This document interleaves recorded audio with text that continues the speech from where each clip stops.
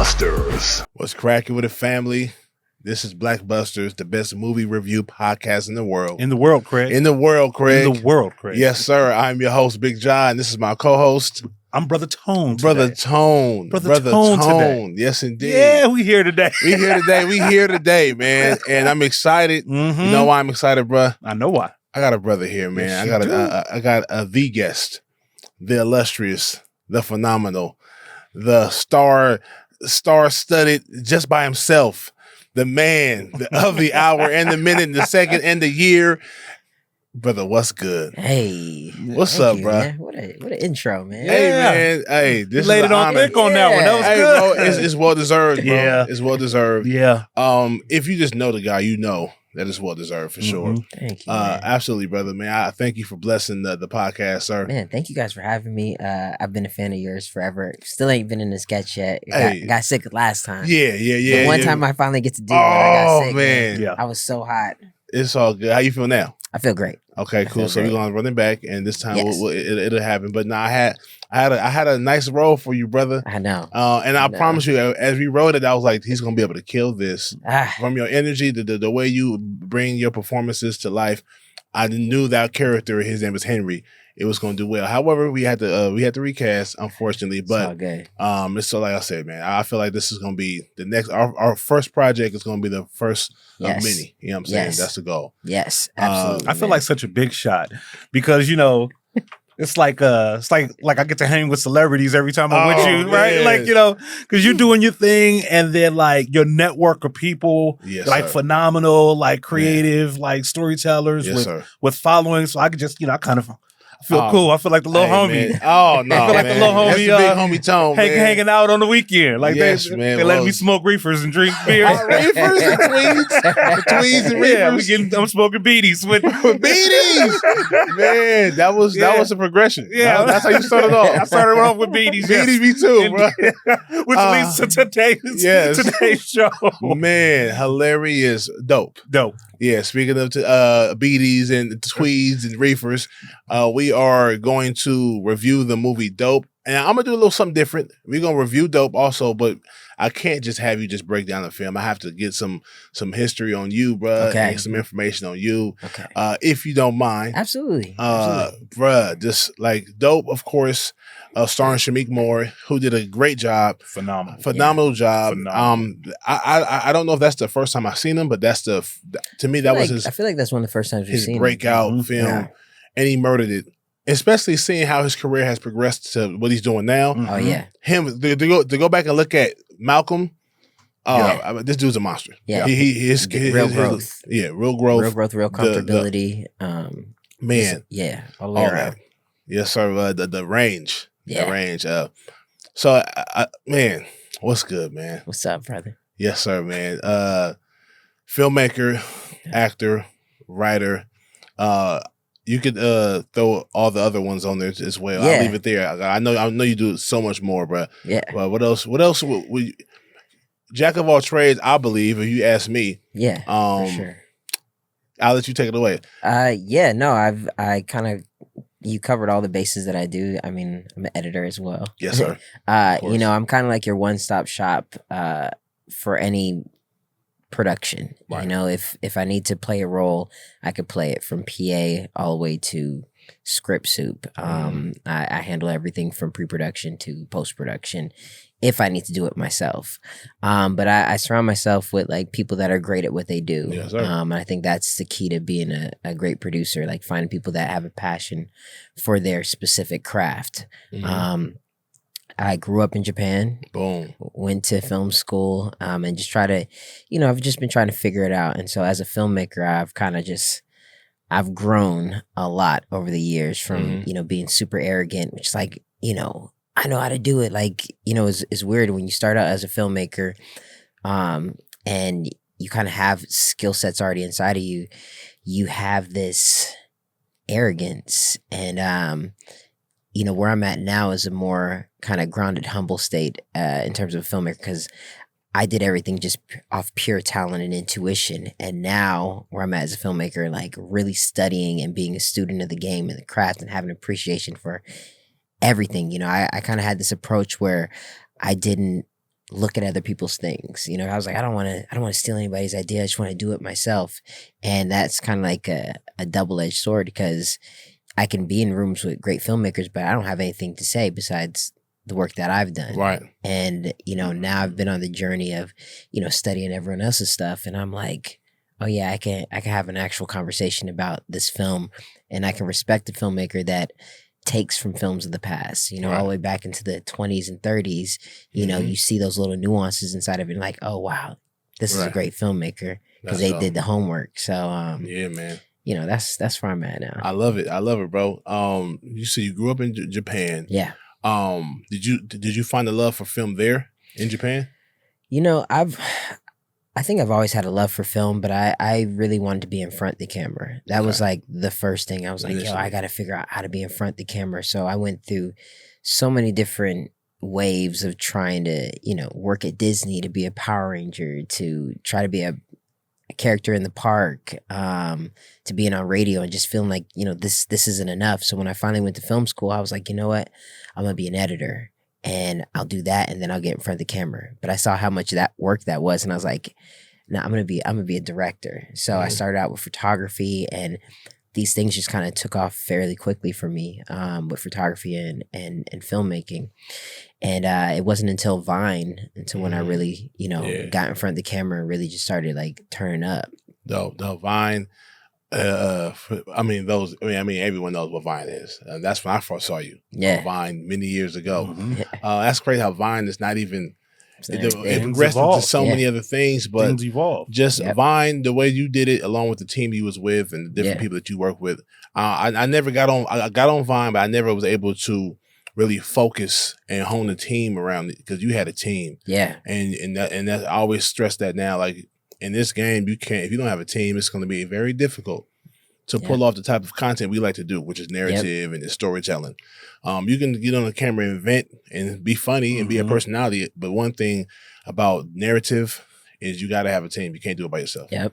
You know, and you guys told stories in 6 seconds, bro. Man, I talk about some of the stressful, like that was the most stressful time ever when it came to filmmaking. And, you know, you were in a scenario where everyone was super creative. Yeah. You know, so we'd have these meetups where everyone would have ideas. And, you know, with Vine, when you first started out, it was all about like the big yelling, you know, so it was just people yelling all day. And then after the first 3 videos were done, they're trying to edit and you're trying to shoot your sketch. And they're laughing at their video and is yelling like, hey, can you guys keep it down over there? Yeah. You know, we got to do this. But by the time you get to the 4th or 5th idea, people are tired. Nobody wants to shoot no more because they've already used all their energy up. So it's so draining. Yeah, you had to get in there early, get your idea done, and it was like an everyday thing with no, you know, this was before we were getting paid, so we're just doing it. And then we started seeing, you know, people get sponsorship deals, and like the game and the landscape just changed. Right. So then Instagram started doing their thing. Yep. I mean, YouTube's always been there. Not always been there, but like Vine was, when Vine popped, YouTube was already there, but it just wasn't as. No, YouTube had a big thing going. I would say from like 2006 to 2012, it was just on the incline. Like if you were a YouTuber, you were it. And then when Vine came on, I remember I was producing over at Buena Murray. They used to do Kardashians and Real World. They probably still do it. Right. But I was in the digital department producing a YouTube series for them over there. It was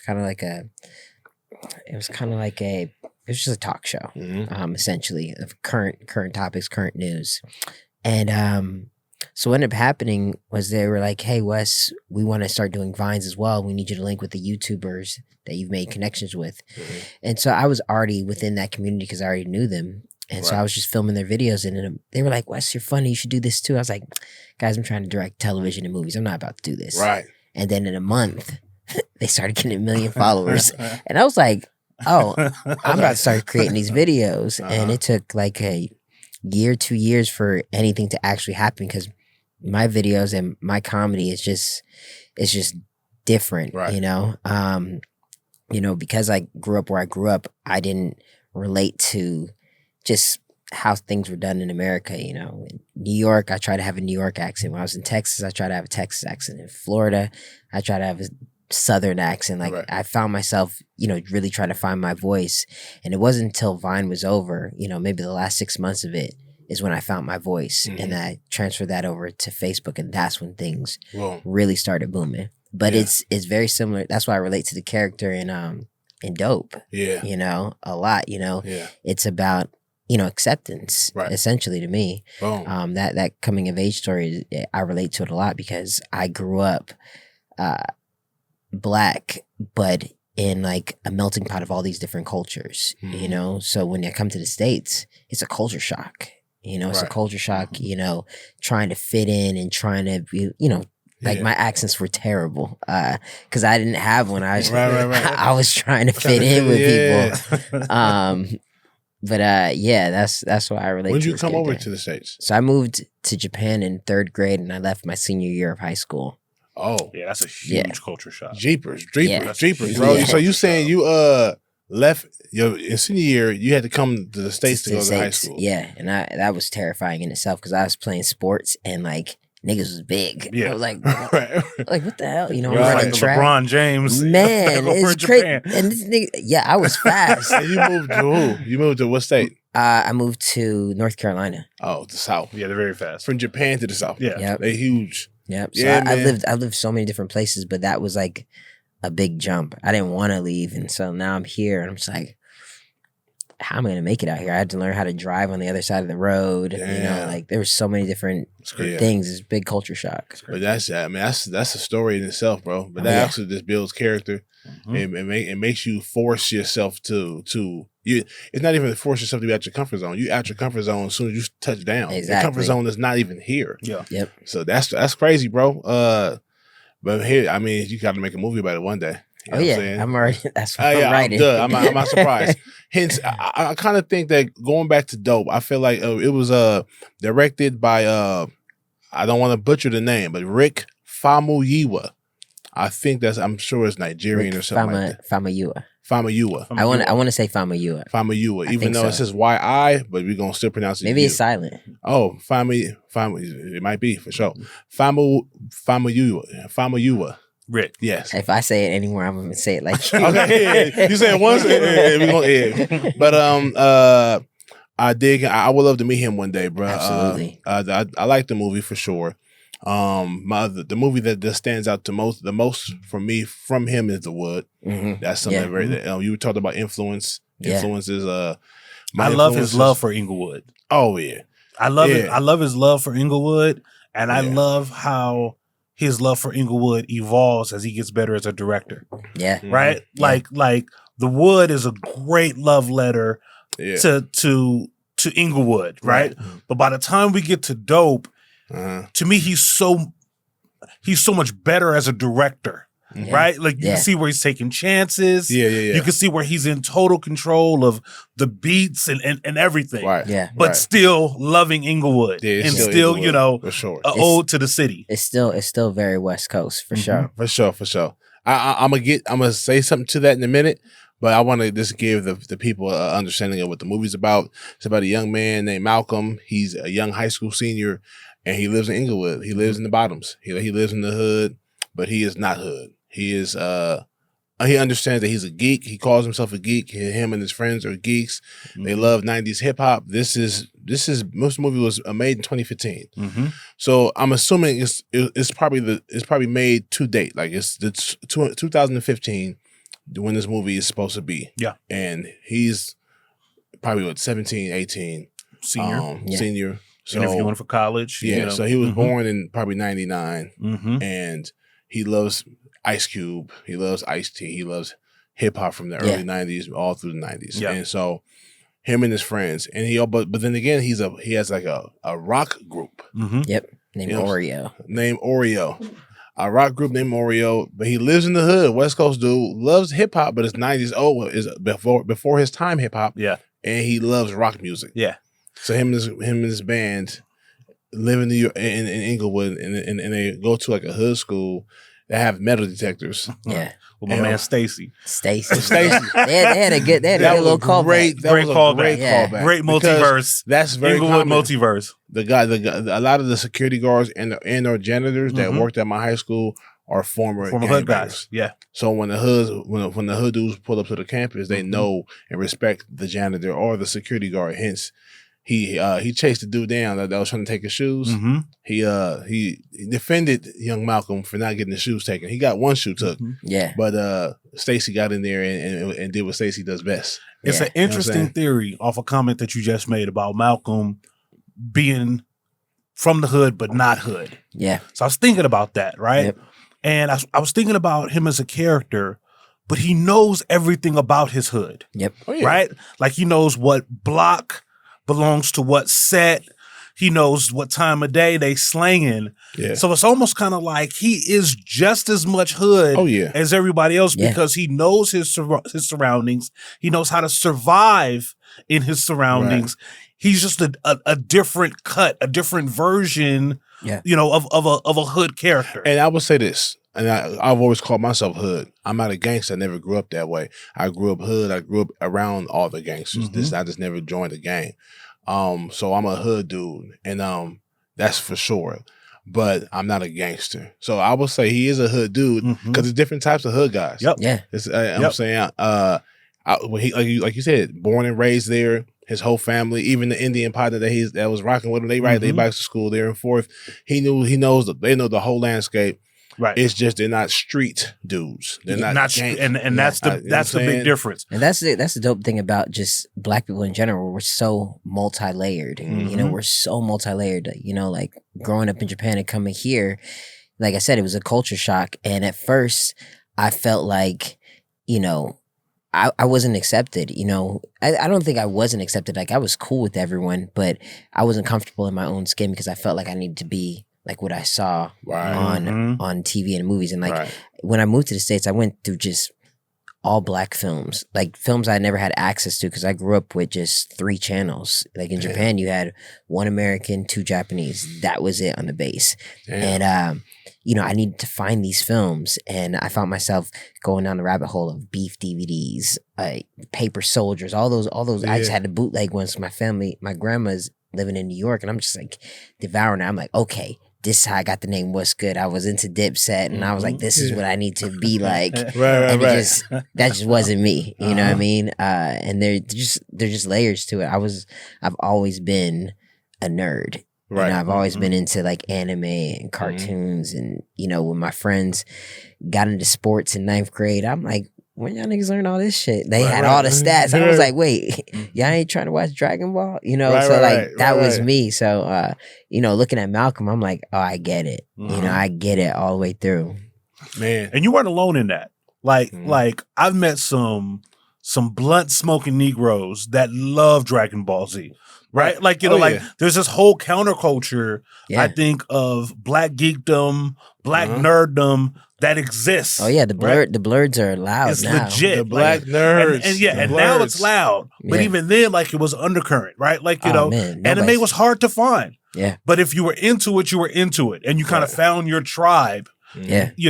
I think what a lot of folks, especially around the age of the characters in Dope are, they're really good at blending in. Like even code switching internally, right? So we're not a code switch around white folks or whatever, but even code switching amongst other Black people. And you see it happen all the time with someone who might get around somebody that's a little bit more street or hood. Suddenly they cursing a little bit more than they would. Right? So they're dropping more niggas than they normally would, right? You know what I mean? They're code switching internally to fit in. And that's what our 3 characters are doing here, right? Like they're immersed by the culture. They're into the culture.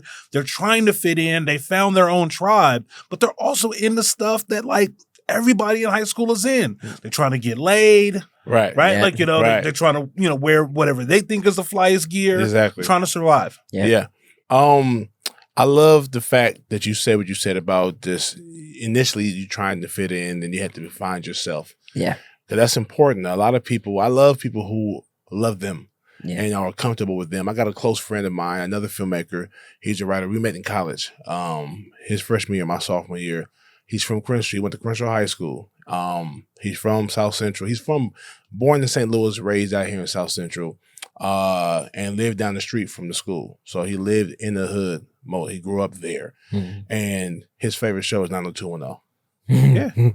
And he with a straight face, we the same age. He was 18 back then. He's like, that's my shit. Right. You know what I'm saying? He used to take the bus, I believe, to the Beverly Center to work at a movie theater out the hood just so he can get away. Take that bus ride, put his earphones on, and just watch all these different movies that weren't not necessarily black, but all movies. Yep. Yeah. And he's always been comfortable in his skin, and he's a super nerd, and he's loves Twilight.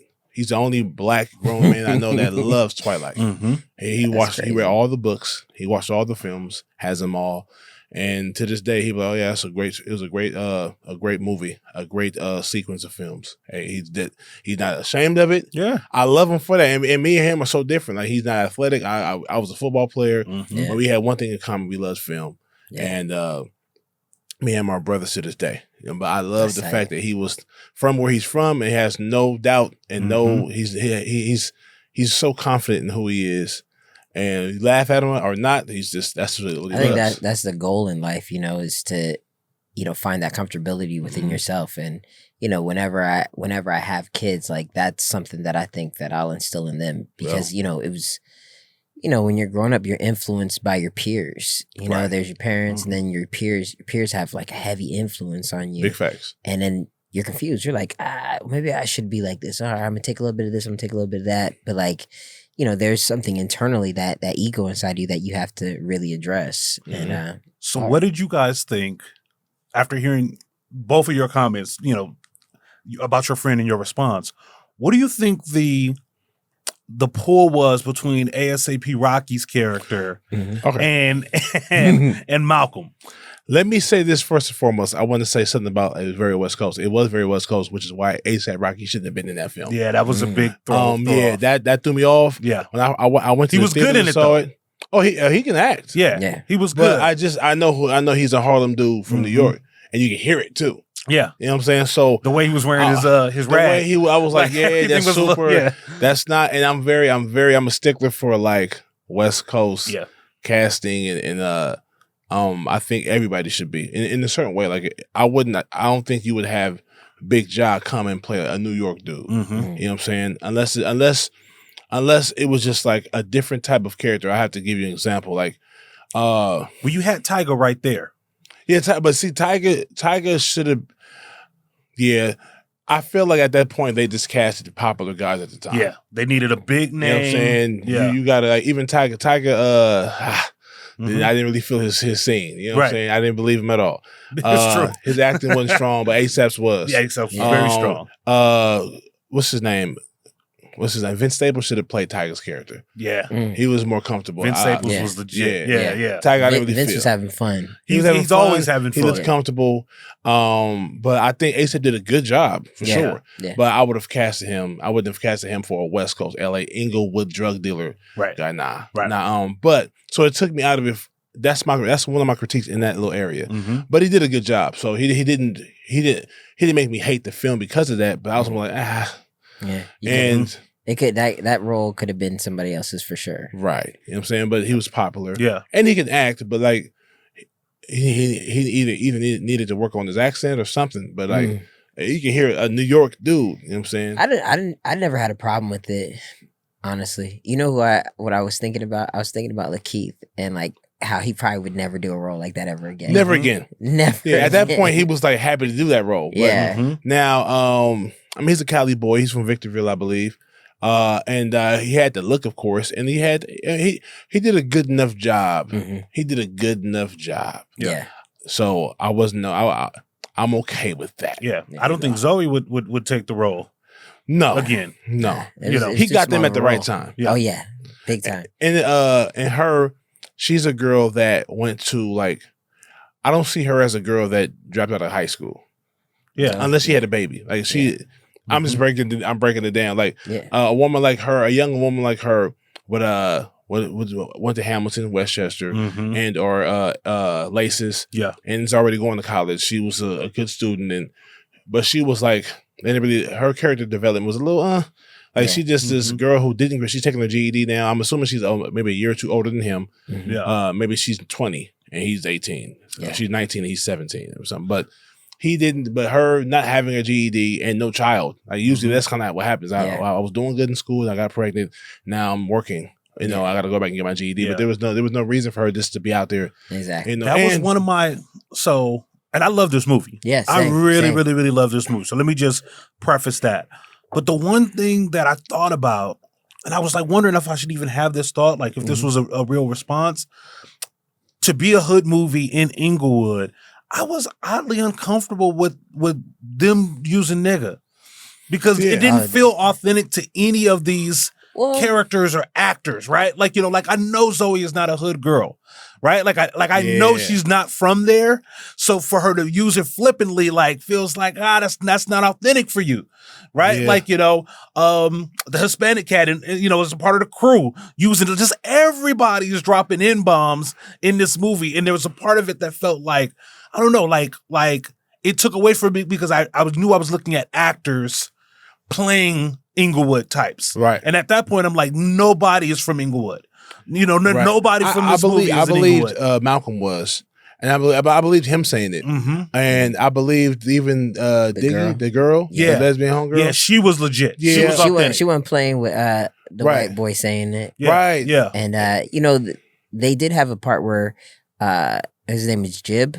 Yeah. There's Jib and Diggy. I think he defended himself by saying I'm 14% black. Yeah. So like for me, that was like, all right. Yeah. You know, like okay. You know? Yeah. I'm gonna keep it 100. Where in high school, when I went to high school in San Diego, Mexicans said nigga. They say niggas out here too. Yeah. And they would say it amongst black people too. And but in National City, in San Diego, I haven't heard them say it outside of their neighborhood. Right. So I'm not tripping about maybe I'm not tripping about I thought he was Indian. Maybe he was Mexican. I think he is Indian. Right. Maybe yeah. If he's Mexican, I'm butchering his nationality. Mexicans for sure in Los Angeles will use it. For sure. Yes. Mexican in California in general. It's such a melting pot of now whether it's right or wrong, I mean I'm okay with a black person having an issue with a Mexican saying nigga. I understand that for sure. But me, I don't be tripping. Me personally, I grew up listening to it, and I know the difference between what they mean and how they mean it. You know, but and they know they're not black. It's intent. You know exactly. So exactly. It's not like they're not trying to say it because they're black too. But and I'm not saying this right. I'm just saying they do say it. So I wasn't too tripping off that. Zoe, it sounded weird her saying it. Yeah. I'm like, damn. Felt weird. I wanted her. I wish she could say it normal. Yeah. Like when Janet Jackson says it in Poetic Justice, I believe it. But she's from the hood though. Yeah. She just talks like that on purpose. I think that's all the front. I think the Jacksons, I think they talk like this on purpose because that's just the star power that they want to have. But they really from Gary, Indiana. Yeah. And Gary, Indiana, I've been there 3-4 months ago, and it's terrible still. Yeah. I mean, shout out to Gary, Indiana. You know what I'm saying? It's the hood, though. But I'm saying, right. People don't come out of there talking and being a certain type of way. They all hood. You know what I'm saying? They were groomed to talk like that. Yes.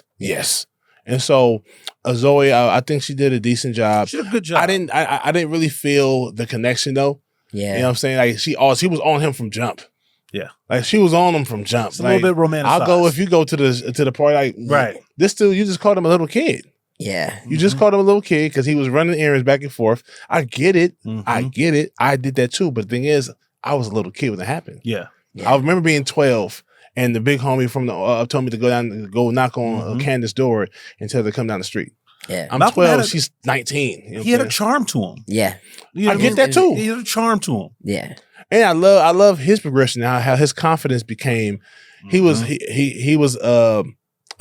basically he was exposed to this uncomfortable situation with the drugs that he didn't ask for, but it made him a better person at the end of the day. Yeah. So it's almost was a good thing. Yeah. Made him a better guy. Took him out of shell a little bit. Yeah. Definitely took him out of shell and made him he was forced to grow. I thought the pivotal moment for me was when he had to pull the gun out on Lakeith. Yeah. Like that moment right there. Yeah. I feel like a lot of people misconstrued that moment, but like he became everything he didn't want to be in that moment. And he had to do it, and I think those are always key moments you have to look for in characters, because that's the moment where he really grew. Like it's all fun and games when he's like selling drugs and making money online, but like that moment was like, yo, who am I really? Like now he's facing the darkest side of himself that he does not want to be. And he had to figure out how to come out of that by, flipping everything on its head and just like, you know what, I'm going to shift this. And, it's kind of like ahead of its time as well, because we're talking about Bitcoin. Right, back in 2015. We're talking about Bitcoin, and that was a thing. Yeah. But nobody knew what it was. So, like, I feel like this it's still current today. Right. You know what I mean? Like, this could come out today and still be like, oh shit, this is tight. This is a dope coming of age film. There's some interesting parallels. And we talked about this when we did The Wood, right? Mm-hmm. And this kind of piggybacks off what you said, like that moment where, he had to pull the gun out, right? Mm-hmm. And then imagine if things go left in the headlines, like, this great kid or, student that no one thought, gets caught up in the game. Yeah. We talked about how in The Wood, how Big Mike, right? Like if he had met up with Stacy first, as opposed to Slim and Roland, how he could have been a totally different dude. Facts. And then you look at Malcolm just coming home and the big homie, come here, homie. Come here, right? Like, that was me. And what it seemed like he was trying to, like, was he trying to put his arm around him? Was he trying to put him on? Was he recruiting him? I was trying to understand the relationship between A$AP Rocky and Malcolm. I think the relationship was like I see these cats all the time, and they know when they get to that block, they gotta skirt. And he's like, yo, you missing your shoe, man. Come here. Let me holler at you. What you want, man? Why you dressed like this? So exactly, trying to figure him out. And Malcolm's character, because he's so endearing, he's just like, well, I'm just, I think it's the best time in era in hip hop. It's like, right. What? Yeah. You know what I'm saying? But they had commonality. They had a conversation. Yeah. Right. Like, he knew his stuff too. Blueprint came out in 2001. Mm-hmm. You know what I mean? In 88. What are you talking about? Right. So there was like a kinship there. Yeah. I did not feel like he was manipulating Malcolm. I didn't feel like he was using Malcolm. I feel like he kind of was impressed with him. Boom. I agree. A lot of times in the hood, dudes, They cling to you. The older homies will see one of the little dudes out the crew of little boys and be like, hey, man, you come here. Mm-hmm. Something about you that makes me like you. Hey, man, go over there and send this message to me. I think it reminds him of them. It's almost like you remind me of me before I was this. Or a version I could have been. Yeah. Right. Like, or the version I once was. Yeah. So you over here walking off with your shoe. You got a Jordan on one foot and a sock on the other. Bro, I need you to be tougher than this. Matter of fact, come here. This is how we going to start you off. Yep. Send this message. Go back and forth. You know what I'm saying? Come party with me. Come to the function. You know what I'm saying? And so that's how the hood usually gets these gang banging kids, because like the older kids, 16-year-old, I'm gonna see this 10-year-old. Hey man, come here real quick. And give you $1. Give me $5. I mean, they used to give me $5 to do all kind of weird shit. Right. Yeah. See, I shouldn't have been doing as a young 10-year-old. You know what I'm saying? $5 was a lot to me though. Oh yeah. But I was even though I had a dad, my dad didn't live in my house, so they just saw me along with the rest of the boys walking up and down the street, running around, fighting, jumping on each other, playing football in the street, and this dude, okay, come here. And that's how it started with me too. So I could relate. And I wonder if Rick, I believe he's from Inglewood, the director and writer. I think he's from the city. So I probably wouldn't be surprised if he sees himself in Malcolm. He saw himself in Big Mike from the Wood. You know what I'm saying? So I can see myself in a few of these different characters. Definitely Malcolm for sure. But I was definitely Lakeith as well. Not with the jumping on kids, but like I would have ran with him. You know what I'm saying? I could have ran with these dudes and been cool. I could have ran with the Lakeith's character, because that's the kind of dudes I was hanging with a lot of time at that age. I for sure would have been in Malcolm's crew. Like, I don't think there's any other crew. Like, I look at him, I'm like, damn, that was me. You know, like I would often, before the term Oreo was like a thing, or maybe around when it was a thing, those are the type of girls I look for. Oh yeah, she an Oreo. Like, you know what I'm saying? Black on outside, white on inside. Like, cool. I can rock with this. I can relate to her. Yes. Yes. And I thought it was funny that that's what they called their clique. There's another thing in the movie that I really enjoyed Quincy's performance. You did? I did. I thought he was corny enough to, like, because we know those people that just lie to get on, you know? So he's taking, my dad's from here, so I'm from here, Yes. And so when that conversation of, replacing B for C or C for B, I don't remember which one it was, but he really played that up, and I was like, God, this is ignorant right now. Nah, I get that, and I see. I thought his character was dope. I liked him playing that type of guy. He normally, I mean, I haven't seen him in a lot of stuff, but his personality is very smooth, pretty boyish, and this guy was more. He was still that, but he was more silly, kind of goofy, kind of corny, but cool. And well, I was okay with him being tough still, but even when the real gangster came in front of him, he just didn't bat an eye. I was expecting him to cower a little bit. And well, he had that heat on him. Yeah, he had the heat. I don't know nothing about your lunch money. Yeah, but he said, we gonna order our food, then y'all can go ahead and get your little lunch. Get your little lunch. Yeah. But that's what Inglewood adjacent can give you as well. Right? Like Baldwin Hills. Like View Park, Baldwin Hills, like folks that are high on the hill but close enough to the hood. Right? Like, and coming down the hill and being seen as authentic and real is a big part of their identity, right? Like they've been fronting on, you ain't really from here. Yeah. Right. You got money, you rich. Go back up in the Baldwin Hills, go back in the View Park, go back over to Overhill, right? Yeah. So there's a need to go like, no, I'm from this area as well. Like I'm authentic, right? And even if it's forced and totally unnecessary, which is a big problem. Like you don't have to be down here like this, right? You don't have to be on this type of stuff. But like for him, it was a big part of his identity, which is why I think he didn't bat an eye because he wanted that was to his be opportunity. Seen. He wanted to be seen as real and legit. Yeah. But I think, like Black people like that, just how our culture is and it's intimidating on so many different levels to do that. I feel like I can relate to it. I relate to that because that was me trying to figure out who What's Good was. You know what I mean? Like, oh yeah, I'm from New York. Like, I'm not from New York. My mom's from New York, But I wanted to act like it because I wanted to fit in. Oh yeah, he's from New York. But it wasn't until I admitted where I was actually from to where I was socially accepted. Like, oh shit, oh yeah, come on, homie. Yeah, come kick it with us over here. You know, like, so that's why I feel like I liked Quincy because he was not being true to himself, right? In any regard in that character, right? Let's talk about his sister, and I agree. Let's talk about his. Over the top. Let's talk about his sister. Boy. But yes, dang it. Woo. I like that take on Quincy, and I liked him doing. It showed me that he can go, he can act. It showed me that I would like to see him in more stuff. Yeah. The sister, man, Lily. She was a good time. Man. She was a good time. Hey, she was active, bro. I think she was just like him. She was just like him, but instead of like acting like she was some street hood rat chick or some ratchet chick, she just wanted to dabble with the guys from down the hill. Yep. Yeah. Inglewood is down the hill, and she's from the hills. I just want to, even though he's not even a gangster, he's different. He's closer to the hood than I am, Yeah, and that's what I like. Yep. She fucked it all up too. Oh man, because that was his moment. I was like, oh, bet, yes, I've been here. Okay, yeah, it's about to go down. Right. Where's she at? Yeah, she in there up in that nose candy, getting it going. Nose candy, yeah, and then like inexplicably like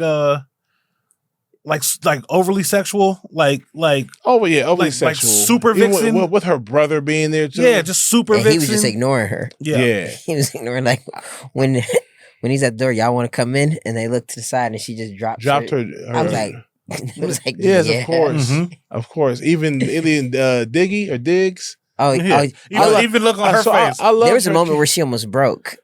Yeah, there was a moment where she almost broke when he was like, they were walking down the hall and he said something like, I don't know what he said. You talking about Quincy? Quincy didn't break Diggy, bro, the girl. But you saying, but who said something? Quincy said something. That's when he was like, hook crabs. Yeah, and then she turned this way.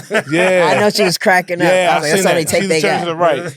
Oh, yeah, and he was like, he said, you bang? And he was like, you blood? Or something like that. He was like, nah, man, it's just a shirt.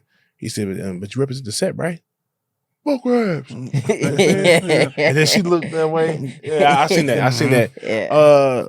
Yeah, man. I think this movie represented a lot of different kids.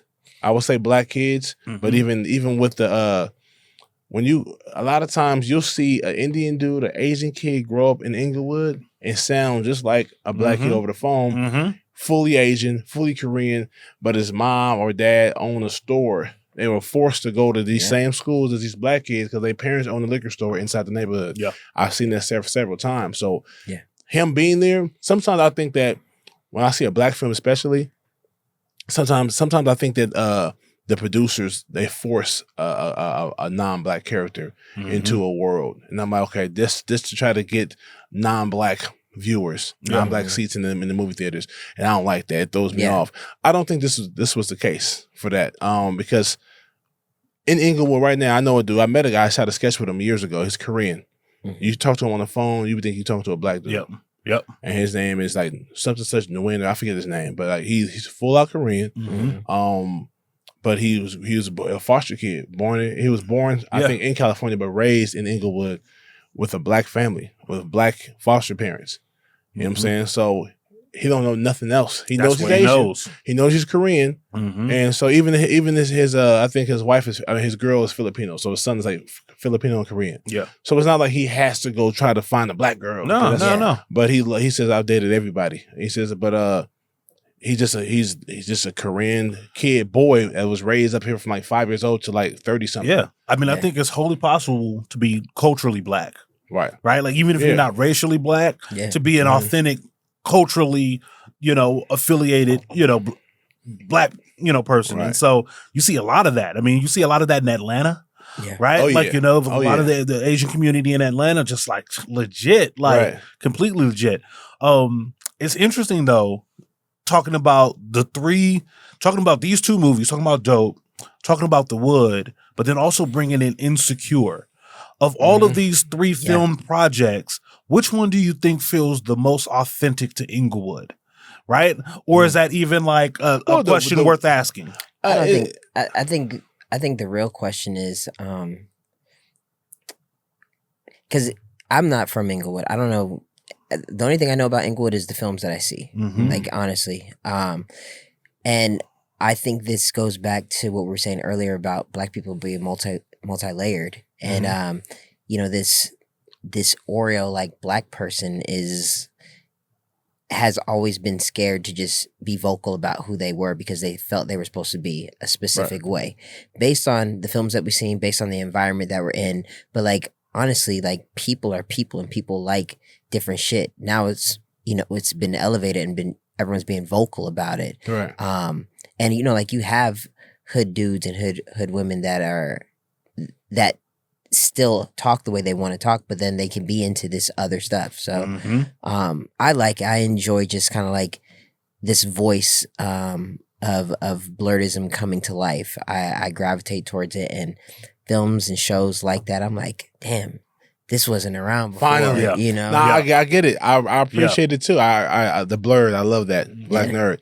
The Blurreds, man, that Blurred movement is real and also allows other black kids to not have to grow up with the pressure of being hood, being street, or being super gangster or whatever. Like, you can just be you. Like my older brother, he went to Crenshaw High, graduated class of '85. Like he grew up in the '80s. I mean, he was grown. He was a teen, graduated from high school in '85, and Wall in the '60s was heavy. You know what I'm saying? Gangbanging was crazy going, and he loves comic books. You go to my brother, he's 50 something, and you go into his house, he has boxes and boxes and boxes of comic books. Yeah, he's been a comic geek since he was, and he's born in Ohio, but raised from a little boy to he's never lived anywhere else but South Central LA, Inglewood.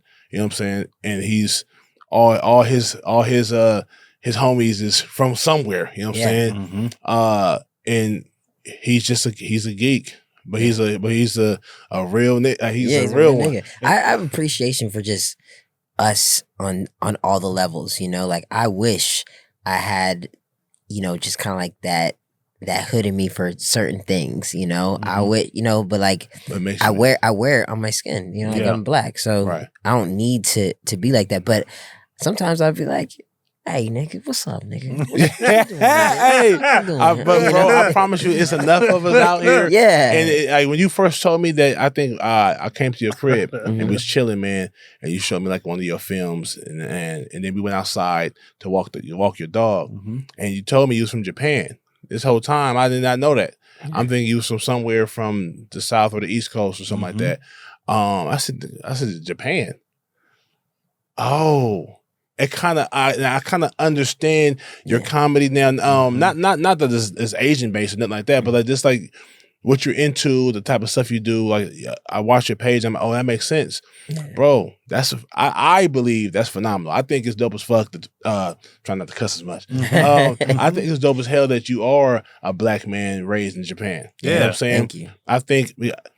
Or else you would be just like the homies I grew up with, and you can't really learn nothing from them. You know what I'm saying? You can't, the conversation, I mean, that's not true. You can learn something from the homies, but you can't learn, my experiences are their experiences. Yeah. Our experiences are different. So just having an hour conversation, you probably can talk to me about an hour plus about something I've never even experienced in Japan and all kind of things. And vice versa. Right. That's what makes you bro. So I get it. I understand. See, I wish I grew up overseas too a little bit. Oh, you know what I'm saying? Man. So, but it's the unique seasoning that you bring to the table, right? Like your unique background, right? Your unique background, everything that you've done comes forth in your art.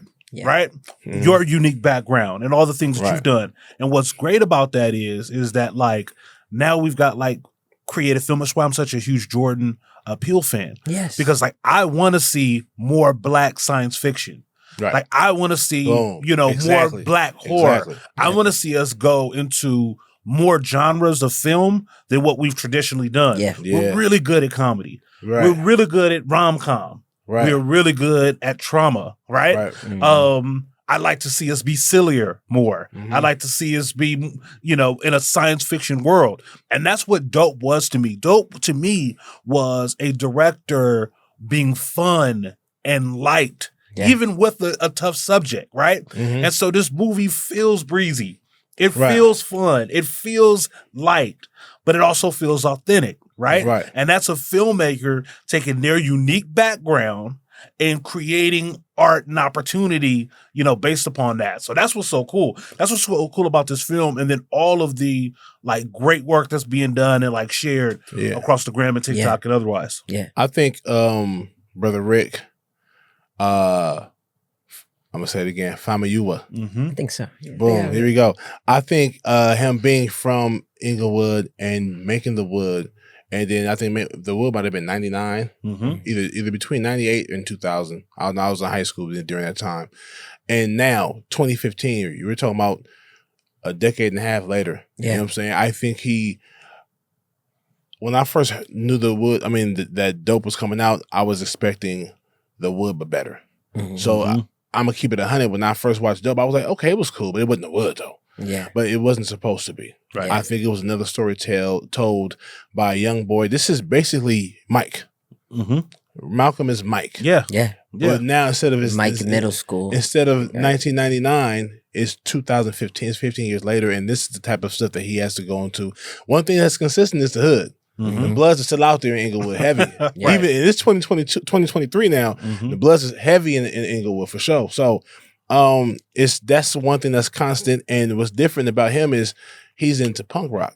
Yeah. You know what I'm saying? And I think that's a real thing. You know what I'm saying? I don't think back in 1999, and if there was a kid out there into punk rock, he's hiding it. Yeah. And it's going to be hard for him to find two other kids from the same hood that love punk rock. You know what I'm saying? So I think he did a great job of showing the progression of the city and the progression of the youth that are coming out of the city in that time, 15 years later. I feel like it's a bit ahead of its time because, like, this is what we're experiencing today with people. You know what I mean? Like, this is what you're seeing online with characters.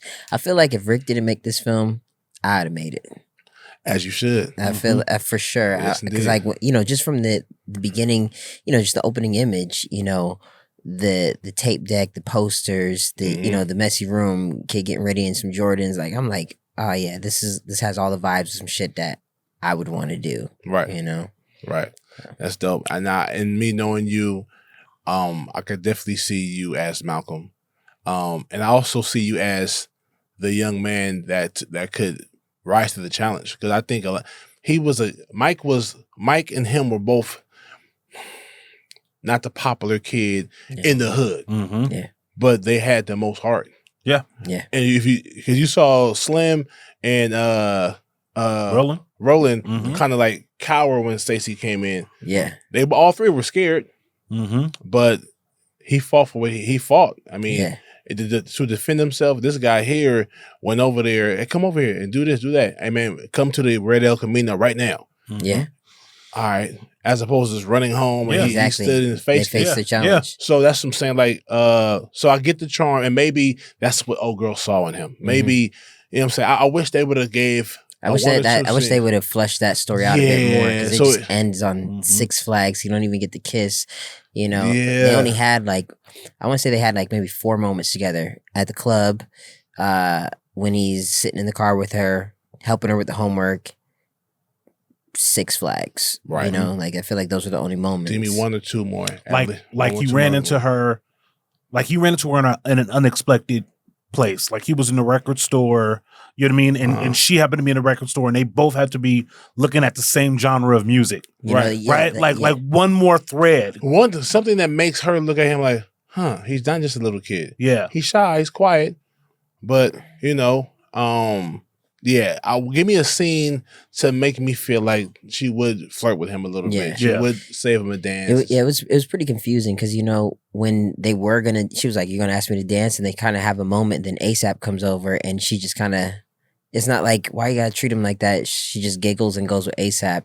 I felt like there was a disconnect there. Like, I'm like, oh well, is she feeling him or is she not feeling him? Right. You know, when they're studying, is there there could have been a moment, you know, that same moment when that moment in Love and Basketball where Maxwell plays and he pulls his pants down. He's like, you know, I want a moment like that between them two. It never really happened. Yeah. You know what I'm saying? They kind of do the character a bit of a disservice, right? Yeah. She's like super flirty for no reason. I'll go if you go, right? Like, you know, not enough there. Seems to be kind of all over the place in her romantic interests. Yeah. Right. You know, so it's just like, we don't really know what her motivations are. Yeah. Right. We don't know who she's playing, who she's serious with, who she isn't serious with. Right. And they try to do the moments after the study and the conversation and the prom. And I'm sure you got girls beating you off. You know what I mean? Like you're fighting them off with a stick. She put her head on the shoulder. Yeah. That's just she said a mixed signal. And that's the problem. Sorry. That's what females do today. You know what I mean? I feel like, you know, looking at a character like that, some females are influenced to play games like that. You know, like, don't play the games. You know, give me the full. You know what I'm here for. You know I'm into you. You know this. You can tell by the way I look at you that I'm into you. You know what's cool about this film too? I feel like this film and Into the Spider-Verse kind of run parallel to get together in terms of the message of you know, rebelling or finding yourself and being true to yourself. Because there's 2 defining moments in Into the Spider-Verse or one defining moment Into the Spider-Verse and in this film, where the counselor was a little bit confusing for me when he was like, "You're really arrogant," you know, but take that comment away, but give him the comment of I want you to write about you and the type of person you want to be. Same message was in Into the Spider-Verse. You know, he wanted to quit the school, and the teacher was like, "Yo, I want you to write a paper on you and who you want to be." And those messages were definitely answered at the end of the film of who I am and the person I want to be. And it's played by the same character. Yeah. You know? I mean, I know that his performance in Dope had to set the table for him being cast as Miles, right? I would hope so. I mean, Malcolm plays it so well. And this is a hard role to play, right? This is a hard role to play, to be smart, gifted, hood, to have an emerging street smarts, to play romance, to play power, to project weakness, you know, confidence and insecurity at the same time. He's doing all of these things at the same time at various levels, right? Which is and never comes across as forced, inauthentic, or not believable, right? It's really difficult lift that he had to pull, and he pulls it off masterfully. Yeah. Especially fast forward to the Wu-Tang Saga. Oh man, he's killing it. Oh man. I don't know if you watched that, man, but he's playing Raekwon the chef. Yeah, and plays him well. And he's doing this thing, bro. Yeah. And that's the same guy that played Malcolm. Yeah. Yeah. It's like that's range to me, bro. And I think they're both, and he's not over the top with the gangster stuff. He's just his energy. It's like two different people. Yeah. I watched him in this film called Cutthroat City. Have you ever seen it? Nah. Cutthroat City was a film based in New Orleans. New Orleans. Yeah. So like he had like this New Orleans accent, and I wasn't really a fan of that accent, you know, because it was like. It was a lot of you heard me's, you know, and I feel like it might have been way too many, you know, for all the characters. But his character in particular, like that was the one time I felt like that was a stretch for performance from him, and that's just Cutthroat my City. opinion. I know what you're talking about. I never watched it, but I know of it though. I'm gonna go back and check it out because I'm a fan of him. I'm a fan of the movie. I am a fan of the movie. Now that I break it down. And I realized I'm a bigger fan than I thought I was. To be honest with you, I was trying to hold it to the standard of the Wood, and it's two different types of films. Yeah, two different. Very similar because I could see the similarities in his Malcolm's two homies and Mike's two homies and the city. And the things that happen in the city. Like you find yourself, and then one last thing I know we got to wrap this up. Like in the hood, that gun moment was. That can happen to any kid, bro, in Inglewood, man, because sometimes you can be walking down the street and you're forced to be, you're forced into the gang shit, into the street shit. I know some kids, most of the guys I knew I grew up with are either like me or are actually gangbanging or just affiliated in some way or just understand the streets the way I did. I grew up fighting all the time, you know what I'm saying, getting involved, getting chased, getting jumped on, and you have to force yourself not to gangbang. You have to make it a conscious decision. Like, okay, I'm still not going to join this set. I'm still not going to bang. And even in his situation, he's forced to sell drugs, literally. Yeah. You know what I'm saying? And which means that you can't sell drugs in Inglewood without having a gun. Yep. So that gun was necessary. Yep. And even the way he said, man, I need that bag back, please. That's it. That was a strong moment for me. The way he said it, like, I don't want to be forced to it's life or death, bro. I need that bag back from you. It's not a game to me. I know you on your bully shit. This is not a game to me, bro. And and he was. I feel like he would have pulled that trigger. You know what I'm saying, and changed his whole life. Ruined his life. His emotion definitely gave you that heart drop feeling. You know, just being still in that moment. How many kids? How many street niggas have had that moment, right, and pulled that trigger and changed their whole life? And you know what I'm saying? Who might have wished they could have got that time back, the opportunity to change, make a different decision, and keep the life that they had. Yeah. Which is like a larger theme of the film. You know, the idea that the city won't let you be who you are. Right. The city won't let you be Malcolm for very long. Yeah. One way or another, the city's going to make you be what the city requires you to be. Right. Because the city won't let you be, that's the theory. The city won't let you be a blurred. The city won't let you be a geek. The city won't let you be carefree. These streets are going to harden you one way or another, right? And in this movie, it's a stylized version. Some inexplicable shit kind of happens, but ultimately, the city wants to change Malcolm. The opportunity, and if he didn't have college on the horizon and all of these other things, after they sold those bricks, he could have went back to the man and re-upped. Yeah. Which is and he would have been plot able of to. Snowfall. Yeah. Right? Like, he would have been Franklin Saint. Re-up. For sure. Yeah. Well, there. Speaking of that, I thought Iman was great. He was the gangbanger that wanted his lunch money, but he's the Unk in Snowfall. Yeah. You talking about Iman is his real name. Iman is his real name. Oh yeah, you talking about Uncle from Snowfall. Yeah. He did his thing. Some squabbles next time. The man had a squabble. Squabble next time. He's a great uncle. Uncle damn, why am I drawing the blank? I'll find it. Yeah, Jerome, Uncle Jerome, who was with it, and he's a great example of a hood nigga that's just a street dude, but like a good dude still. I love this character. I love the fact that he he was all the way with the squabbles, all the way with the bullshit, but he just wasn't trying to press the issue of that cocaine. When it first got introduced in the 80s.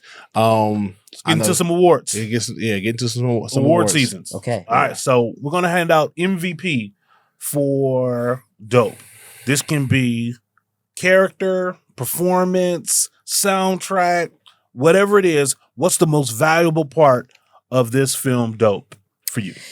For me, I think it's Malcolm's growth, him answering the call to his want and need. And, it's ultimately a film about choices. And, there are choices you have to make and choices you want to make and choices you just can go against. And I think throughout it, he made incredible choices that propelled the movie forward. Right. So I would give Malcolm the MVP for agreed character. Agreed. I think he was a very strong leading man. I think he carried the film. I saw the differences. I think all the emotions he had in the film was all real. Meaning, like, even when he was stuttering over the conversation and talking to Zoë Kravitz's character, I forget her name, and him just not comfortable around women in general, but him loving them. When he turned alive and he was playing his music, he really was into his friends. He was really into the music, really into and even when he ran away from the gangbanger that wanted his shoes, like he reminded me of Marty McFly, a little bit. Like so, I just see that.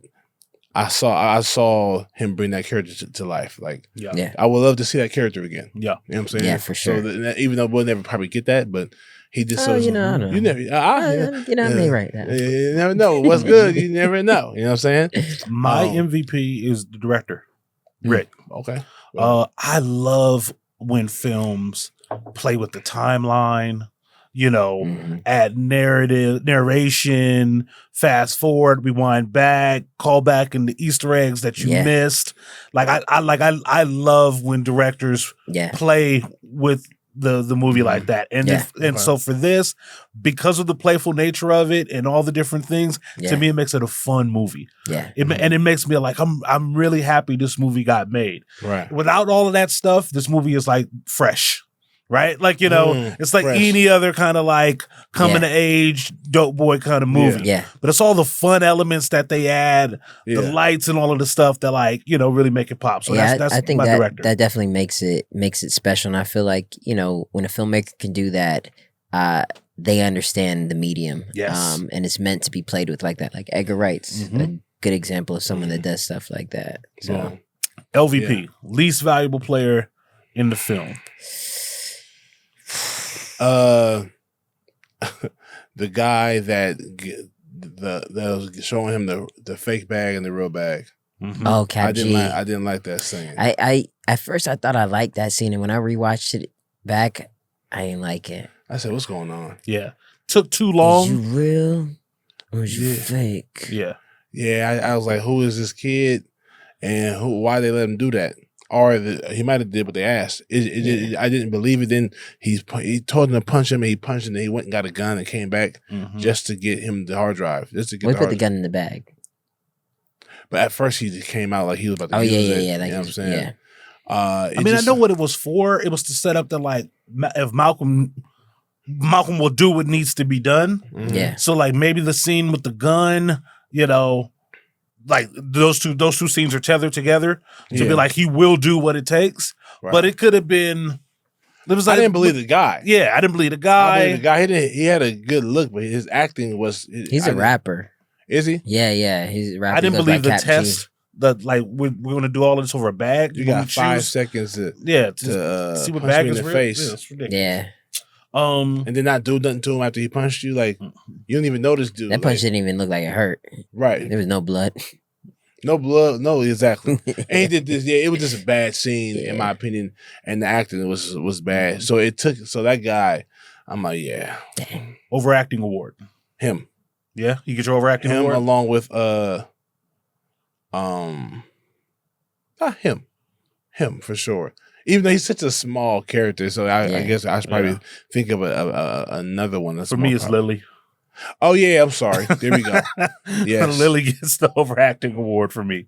And I think that I want to say I would say Quincy, but I think he was supposed to be off-putting. He was supposed to be awkward and doing too much. He was supposed to overact. His goal was to be the over the top rich kid that's privileged, that wants to be hood so bad. That anytime he gets a kid from the neighborhood to come up to the hills, he wants to show how bloody he is. You know what I'm saying? How gangster he is. So, Lily, for sure. Yeah. This movie is a little bit too recent to do a recast.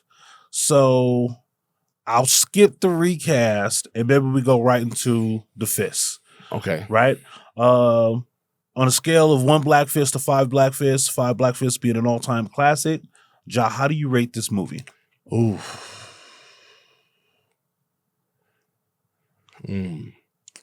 This film is a sturdy 3 for me. Okay. A sturdy one. A sturdy 3 film. What's your rationale behind the 3? There's a few things that take away from the film. The authenticity of the film. I love Zoë Kravitz as an actress. I really enjoy her films that she's in. I didn't dig her as that chick. I didn't believe that she's from Inglewood. Right. And but she could be from Inglewood, but she would have been she went to St. Bernard's. She went to a school. She was a girl that was headed to greater pastures. Those type of girls, those girls that sound like her, act like her, those are the girls that don't need to get their GED unless they got pregnant by some drug dealing gangbanger dude, and now you know what I'm saying. So I didn't believe her story. Yeah. The Asian or Mexican dude that was a gangster dude. Wait, that's a gangster? His friend? Malcolm No. Oh, Captain. The guy that he punched. Yeah. That scene, I was like, huh? Yeah. The ASAP playing the West Coast gangster. I was like, being from here. Yeah, you noticed that. Yeah, I don't think we probably wouldn't trip. You might like, ASAP, but I'm a fan of ASAP Rocky. I want to see him in more stuff. Yeah. But him playing the Inglewood dude, I went to the theater to see it. That's how excited I was to see the film. And I remember, I didn't know I was going to see him. And he popped up, I was like, oh, nah. I instantly was like, damn, Rick, come on, brother. Famuyiwa. I'm going to get it down. Yeah. I mean, but I just didn't. I would love to ask him, why'd you cast ASAP Rocky? You know, I watched an interview of him talking about that, and he said ASAP hit him up and was like, "Yo, I really want to do it," and sent a tape in via iPhone. That probably had to be why he did it. It was like a favor to him, not a favor, because like I said, ASAP did a good job. Yeah, he just is New York.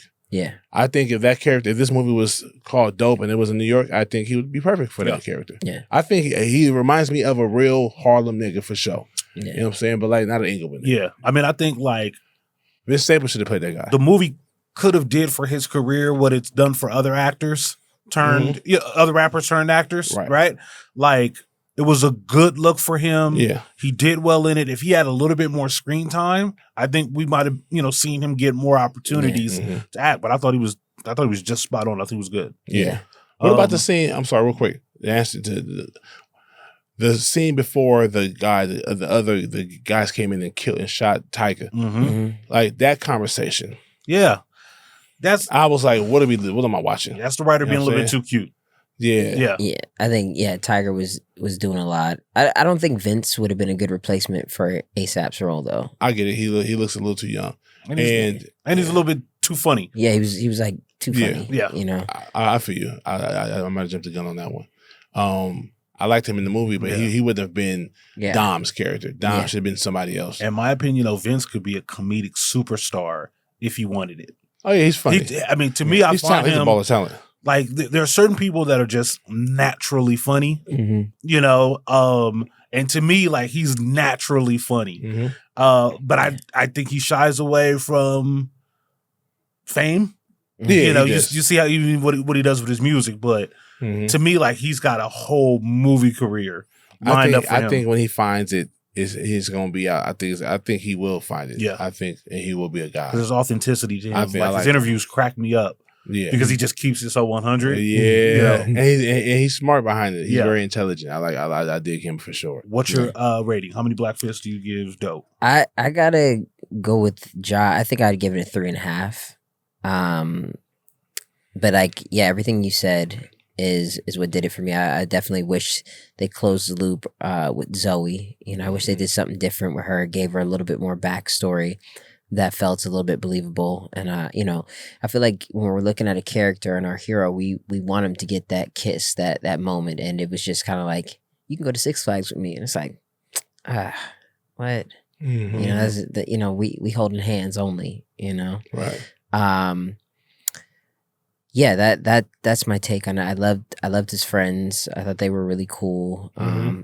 I agree with you on Lily, and just the overacting. I don't know what it's like to be on coke, but neither do I. If that's what it is, mm-hmm. Okay. I'm cool. I'm gonna run across the street and in the bushes. I've seen people run do that drunk. There's drunk chicks that do that. Yeah. I'm going 4. Okay. I'm going 4. We're going up in levels. I'm going to 4, and the reason, I said it earlier, I like that this movie is fun. Mm-hmm. If this movie had came out and I was the age of the characters, it probably would be one of my favorite movies. Mm-hmm. I'd watch this movie like I watched House Party, I watched The Wood, or everything else. Like if I was the right age range, and then you remember being an athlete on a team, and a C makes you academically ineligible, but a B- gets you on the field. Right. And sometimes the teacher will give you the B because the teacher recognizes your effort. Potential. Yeah. That's my 4 black fists for the Wood. Like I it's probably a 3.5, but I like to reward creative risk. Yeah. And doing things different. And this movie is a totally different flavor of air. And I want to appreciate that and acknowledge that. And I think I will watch this movie more because I want to fall in love with it. And let me give it a 4 too. Let me just bring back the 4. Right there. Give it a 4. I have to, because I relate to the character. I love your point on the editing. Mm-hmm. I was like, you know what? They did a lot of different things. They did shy away from the narration from Forrest Whitaker at the rest of it, but the beginning of it was very introductory. Cool. It set it up really nice. Mm-hmm. So. I think the first part of the movie was different from the last part. Yeah. Like, I wonder if they had Zoe available. Why we only got a scene of her at the gate waiting for him to come home. Yeah, they probably shot that the same day. Yeah, that's what I'm saying. Starts to unravel a little bit when we get into the espionage and we bring in the white dude from college and kind of like I love this character though. He's a cool character. He almost they were pressed in line of like, okay, this is not really Inglewood. Yeah. These kids wouldn't even know this kid. You know what I'm saying? Well, they met him in band camp. Right. So that's why it makes sense. That's why I accepted it, because I was like, okay. I used to go to UCLA unit camp every year for like 4 years, and I was in elementary school. Me and my sisters and the other 10 to 15 kids from our city was going to this camp, and we were going there. It was white kids, it was black kids from different parts of LA, and it was everybody. And we had to all have every night, every person had to have a animal name. Yeah. Oh shit. Yeah. I don't even remember none of that shit. I remember that having to happen. I don't remember none of the girls or the kids or the guys from different schools, but I remember us going to, and I felt like a fish out of water. I was like, I'm in a camp with all these non-black kids, and they were all different cultures. Yeah. It was cool as hell, but I was from the hood. So I can see it happening. I always wanted like an urban Goonies, right? Like I always wanted like that kind of like kids go on an adventure, but all of the clues and everything happens in the neighborhood, in the hood. Yeah. And to me, that's how Dope starts off, right? Like on this urban kind of Goonies quest, a day in the life of survival. But then it kind of gets a little bit wonky and we kind of get outside of it. But it's the effort. It's the attempt. It's the effort. I'm and it's the lead character. Yeah. He did it for me. He's super relatable. And the music. One of the best characters. Yeah. One of the best characters I would say in a long time. That's great. Because of where he's from and who he was. I think it was brilliant. That was dope. You know what I'm saying? I think it was dope. I think it was dope. Man, I know I always say this. We could talk about this for 2 more hours, bro. Oh yeah, for sure. But I thank you for coming, brother. Man. Yes, sir. This was amazing. This was fun. And I honestly, getting your take, have me wanting to watch it again. Yeah. And just see something else that I can pull from. Yeah. I think all in all, I think it's a dope film. brother Rick Famuyiwa.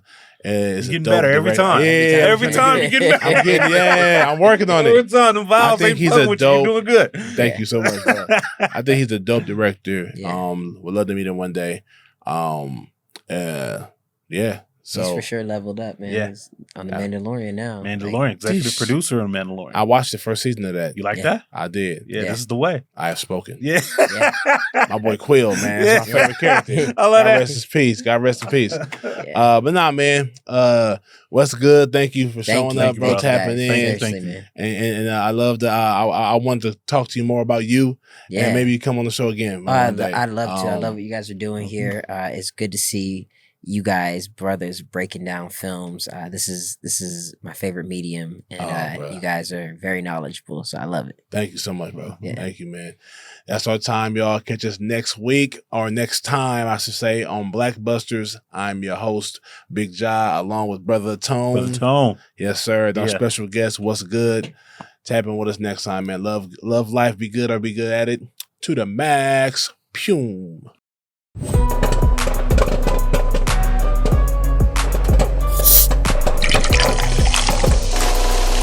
BlackBusters.